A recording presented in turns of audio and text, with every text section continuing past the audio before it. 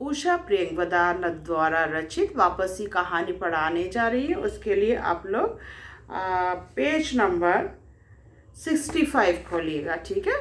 तो देखो यहाँ पर गजाधर बाबू ने कमरे में जमा सामान पर एक नज़र दौड़ाई।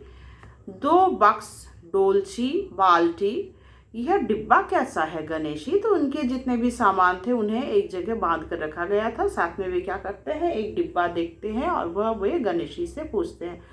उन्होंने पूछा, गणेशी बिस्तर बांधता हुआ कुछ गर्व, कुछ दुख, कुछ लज्जा से बोला। घर वाली ने साथ को कुछ बेसन के लड्डू रख दिए हैं। तो घर वाली जो है, मतलब गणेशी की पत्नी जो है, उन्होंने कुछ बेसन के लड्डू रख दिए हैं। कहा बाबूजी को पसंद थे। अब कहाँ हम गरीब लोग आपकी कुछ खातिर कर पाएंगे। घर जाने की खुशी में भी गजाधर बाबू ने एक विषाद का अनुभव किया। मतलब एक तरफ तो खुशी थी कि घर जा रहे, पर दूसरी तरफ उन्हें दुख भी होता है। गणेशी को छोड़कर जा रहे हैं, पुराने क्वार्टर को छोड़कर जा रहे हैं, इसका उन्हें काफ़ी दुख है। जैसे एक परिचित स्नेह आदर में सहज संसार से उनका नाता टूट रहा था। कभी कभी हम लोगों की भी खबर लेते रहिएगा। तब गणेशी बिस्तर जो है उसको बांधते हुए कहता है कि आप तो जा रहे हैं, पर हम लोगों का भी खबर लेते रहिएगा। कभी कुछ ज़रूरत हो तो लिखना गणेशी। तो वे जाते वक्त कहते हैं, अगर तुम्हें कभी किसी चीज़ की ज़रूरत पड़े तो गणेशी, जो उसका नौकर था, उससे कहते हैं कि गणेशी ज़रूरत पड़े तो ज़रूर पत्र में लिखना। इस अगहन तक बिटिया की शादी कर दो। तुम क्या है, अपनी बेटी की इसी साल अग्रहण महीने में शादी कर दो। गणेशी ने अंगोछे के छोर से आंखें पोंछी। अब आप लोग सहारा ना देंगे तो कौन देगा? आखिर आपको ही तो सहारा देना है। आप यहाँ रह देते हो, शादी में कुछ हौसला रहता। अगर आप रहते तो क्या होता, अच्छा रहता, शादी में हौसला मिल जाता, बेटी की शादी देने में बिल्कुल भी दिक्कत नहीं होती। गजाधर बाबू चलने को तैयार बैठे थे। तो वे तैयार ही बैठे थे। रेलवे क्वार्टर का वह बड़ा कमरा देखो। अब जब सामान सब कुछ हटाया गया तो घर बिल्कुल अच्छा नहीं लग रहा था, जिसमें उन्होंने कितने वर्ष बिताए थे। उनका सामान हट जाने से गुरु पर भद्दा लग रहा था। अब जब सामान को हटाया गया तो क्या है, वो घर बहुत ही क्या है, कुरूप, मतलब बिल्कुल बदसूरत सा लगने लगा था।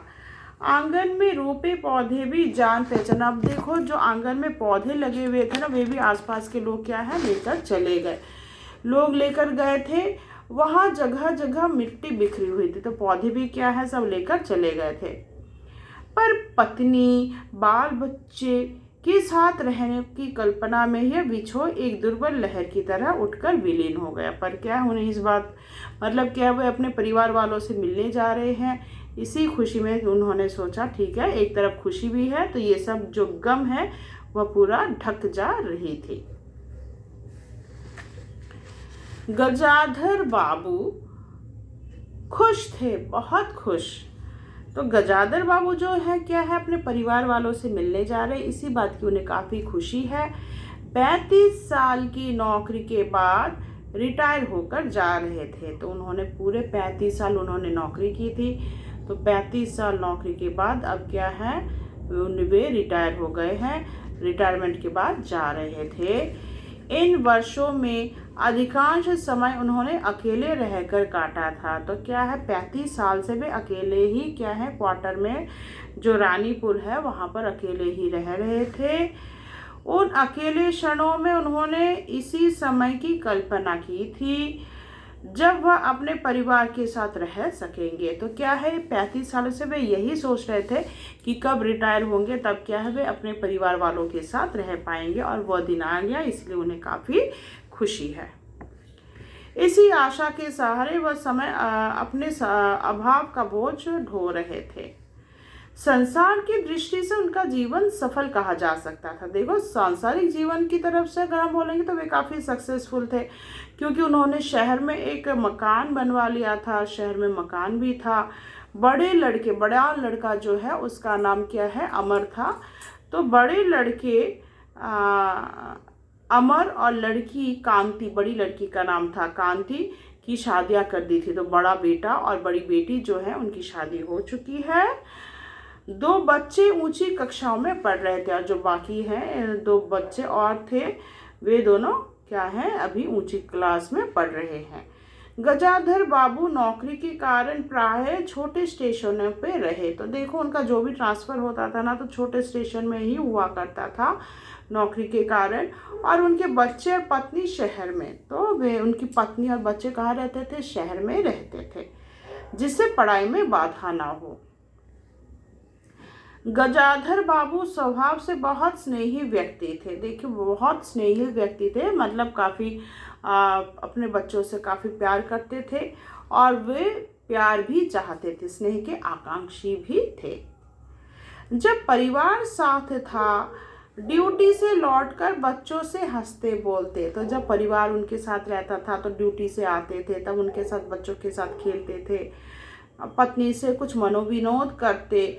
उन सबके चले जाने में उनके जीवन में गहन सूनापन भर उठता। पर जब वे लोग फिर वापस शहर लौट जाते थे तो उनका जीवन फिर से सूना हो जाता था और वही पुरानी यादों को लेकर वे अपना जीवन बिता रहे थे। खाली क्षणों में उनसे घर में टिकाना जाता। कभी प्रकृति के न होने पर भी उन्हें पत्नी की स्नेहपूर्ण बातें याद आ रहती। तो क्या है, अब जब वे वहाँ पर मतलब परिवार वाले जो हैं चले जाते थे तो उन्हें अपनी पत्नी की पूरा मतलब वो बातें जो हैं वो याद आती थी और उन यादों को लेकर ही अपना जीवन बिता रहे थे।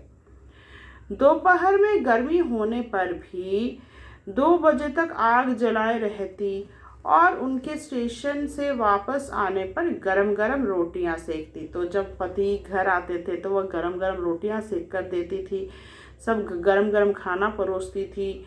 तो खा चुकने पर देखो पेट भरने पर भी वो मना करता था कि मुझे और नहीं चाहिए, पर फिर भी पत्नी ज़बरदस्ती क्या है थोड़ा सा और क्या है थाली में परोस देती थी और बड़े प्यार से आग्रह करती, थोड़ा सा खा लीजिए ना, बहुत रिक्वेस्ट करती और पति जो है वे खा लेते थे थोड़ा बहुत। जब वह थके हारे बाहर से आते तो उनकी आहट पावर रसोई के द्वार पर निकल आती। तो जब वह लौट कर आती थी, ऑफिस से लौटते थे तो पत्नी जो है वह आगे आकर स्वागत करती थी।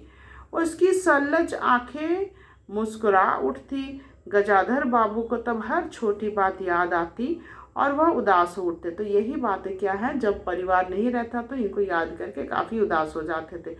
अब कितने वर्षों बाद वह अवसर आया था जब वह फिर उसी स्नेह और आदर के मध्य रहने जा रहे थे। तो अभी देखो कई साल बीतने के बाद, 35 साल बीतने के बाद वह मौका आया जब वह अपने परिवार वालों के साथ फिर से एक साथ रह सकेंगे। यहाँ पर क्या है, मतलब हमेशा के लिए आकर रह सकेंगे। इसके पहले क्या था, पत्नी बच्चों को लेकर आती थी, कुछ दिनों के लिए आती थी, घूमकर वापस चली जाती थी। आशा करती हूँ यहाँ तक आपको समझ में आया होगा। बाकी मैं आपको पार्ट 3 में समझाऊंगी। धन्यवाद।